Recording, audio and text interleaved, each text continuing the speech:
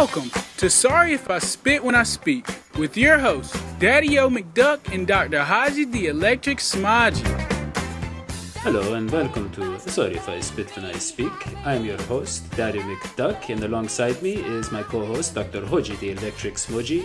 We have a very special treat for you today. We are joined by second-year defensive tackle for the Cincinnati Bengals, Marcus Hardison. Marcus, thank you for taking the time out for us.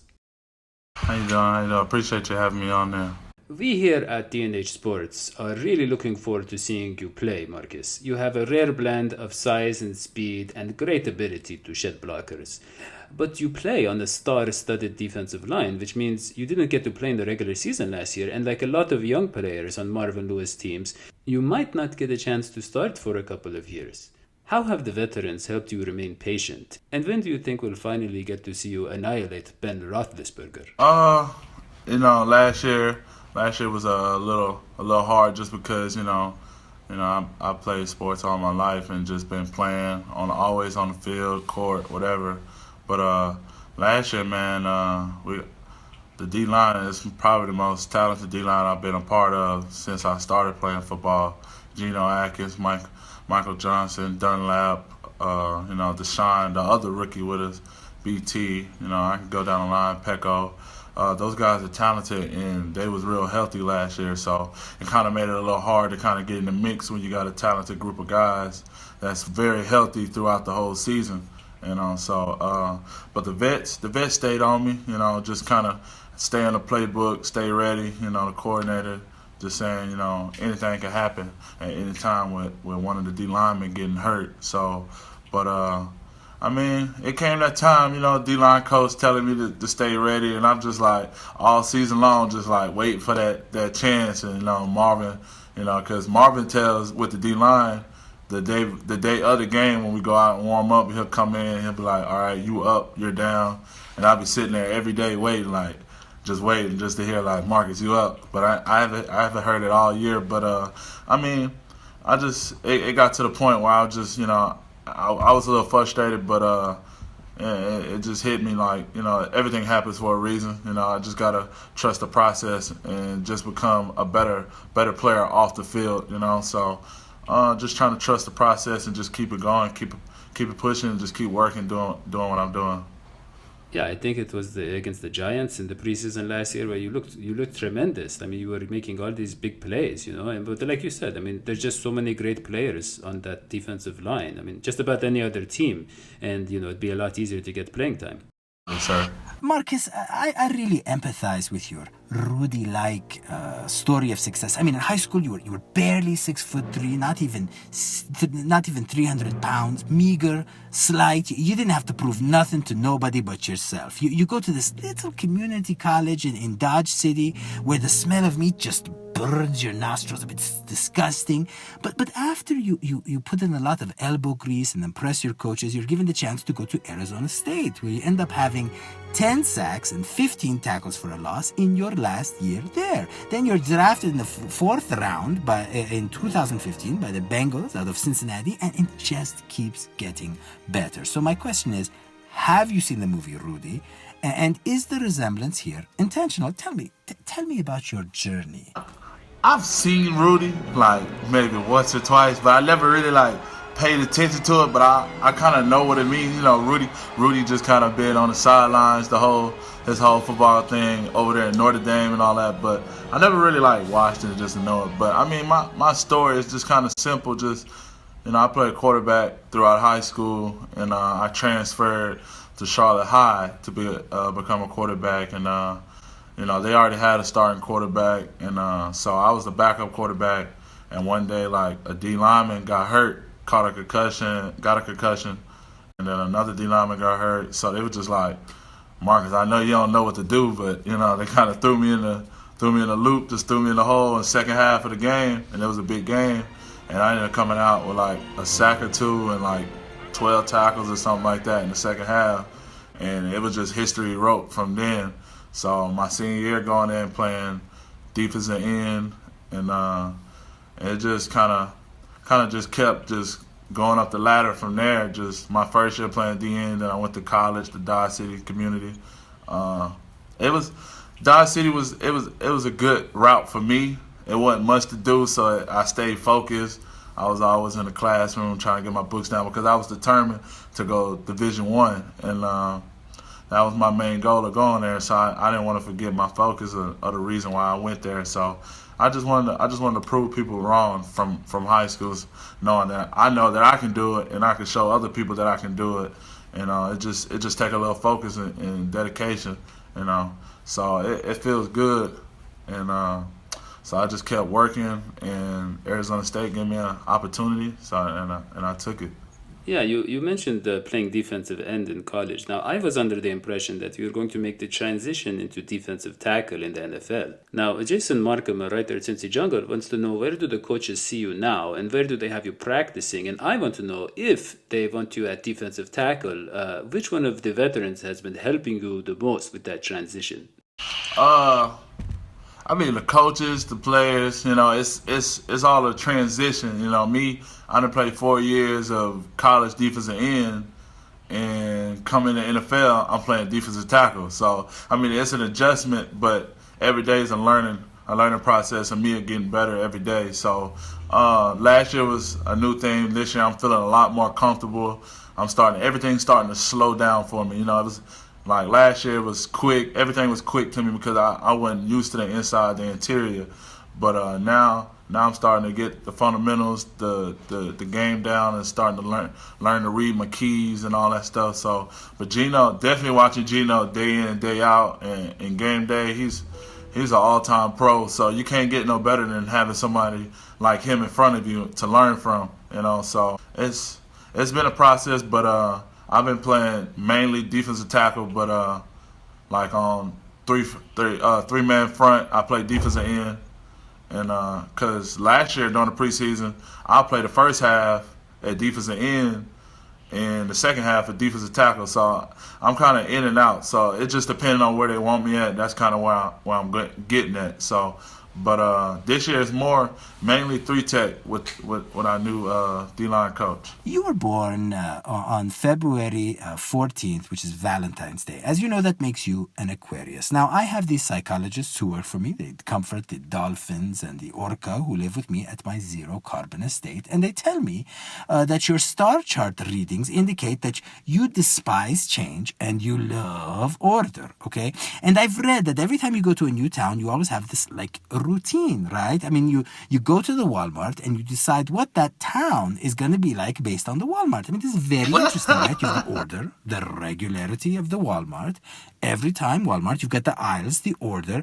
By the way, I'm not a fan of Walmart, but I do sell my Hodgie Land brand of luxury chocolates there. Anyways, my question is, what routines do you have in the locker room that you do to keep that regularity, to keep that sense of comfort? Also, if you could address in your answer what you're going to do when you play the Redskins in London on October 30th, because you know what? They don't have Walmarts there. They've eluded the imperial Walmart grip. Oh, man.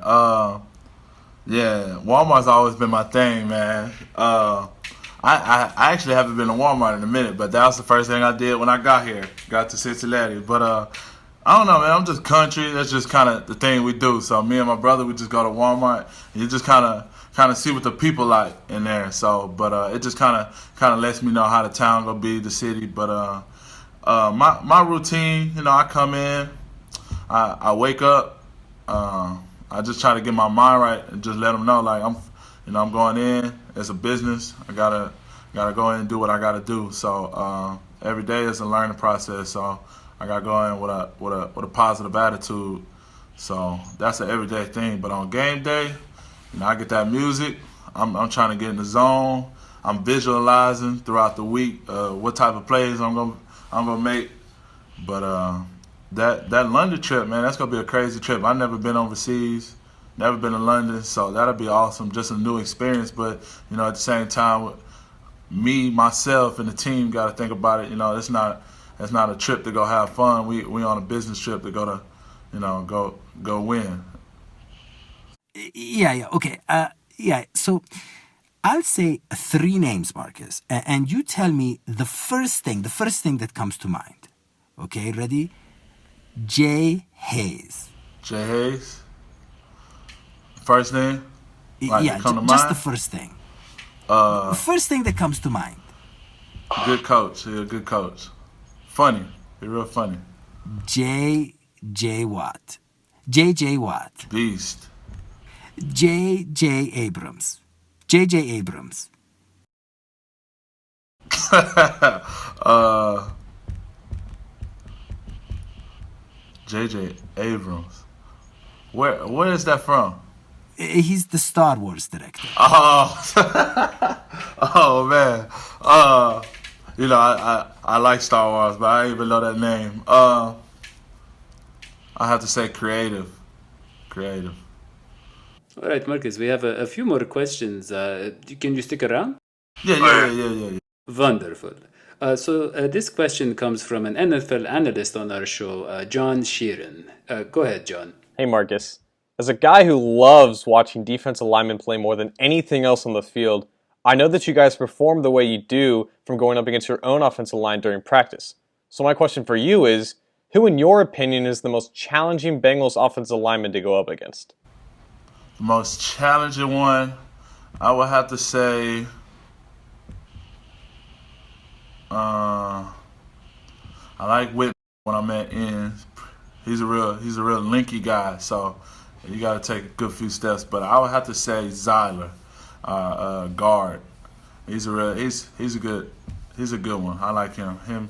It's out of him and Clint, the two guards. You know, they give me a run for the money every day. So they always gonna come every day and work. So you got to come with it when you line up in front of them. All right, this next question comes from Reddit user Neon Sands. What's the best advice that you got from Geno Atkins? And then what's the best advice that you've gotten from Domata Peko? Peko, man, it's just with Peko, it's more about the off the field, the film work and studying, just knowing what the offense is gonna do, read your keys and stuff like that. Geno, he just tells me every day, just take play at a time and just keep going at it. So both of those guys been very inspirational to me. So I just want to copy them, mimic them, and just be good on the field and off the field as the same as them. So me being a competitor, I want to be better too at the same time. So but those guys been real great to me and keeping me afloat and online. Connor Howe, another writer from Cincy Jungle, wants to know, who is your favorite player to watch on film? In the NFL? Yeah. I have to say Errol Donald. Him and Geno, man, it was like I was like a kid in a candy shop when we played the Rams. I was just watching them two just go at it, and it's just they both great players. And Errol Donald, he's a beast. He's a beast. You can't get no better than that. Okay. Last question here. I've always had this problem that my clap on, clap off lights don't work for me. They work for everyone else, but when I try to clap them on, nothing. It's like I'm a ghost. So a year ago, I set my mind on getting it right, and I'm proud to say I have. So I want you to do the same, Marcus. I want you to imagine that it's the summer of 2017. What will you have accomplished? Something in your control. I'm not talking about something like winning a playoff game. Something entirely, completely in your domain, personal or professional, that will make you the most proud. Graduate. I want to finish school at Arizona State, and on top of that, I want to be an all-pro football player. So I want to make that first ballot, that first team all-pro. All right. Well, you answered all our questions, Marcus. Thank you so much for being here today. Appreciate you having me on here, man. It's fun. It's been fun. Thank you, Marcus Hardison, for joining us today, and congratulations for going into your second year on the Cincinnati Bengals. You looked great last year in the preseason, and we all hope you'll see some well-earned snaps this year on the greatest defense in the NFL. Speaking of snaps brings me to today's horoscope. Snaps, touches, players want more of them, and we want the players we love to have them. I hope Geno gets enough touches, people say. I wonder if William Jackson Part 3 will see some snaps, you might hear someone proclaim. I thought today I'd explain the science behind snaps and touches. You see, it has been scientifically proven that for babies, touches are an essential part of growth and development. Skin-to-skin contact ensures that the child grows up to be confident, intelligent, and emotionally balanced, which is why I really regret always wearing latex gloves whenever I handled my little ones, but babies are kind of gross. Now, snaps are really a sort of touch because you have to touch your thumb to your finger to make a snap. But back to football. My theory is that touching the ball releases higher levels of oxytocin and vasopressin in a player. These two hormones in turn cause him to play better, bond with his teammates, and be a more well-rounded person. This is why touches are so essential to a player's success, even if they are just brief snaps. Marcus, my advice to you, if you want to see more snaps, is to get more touches. Try sleeping with the ball in your arms like a baby.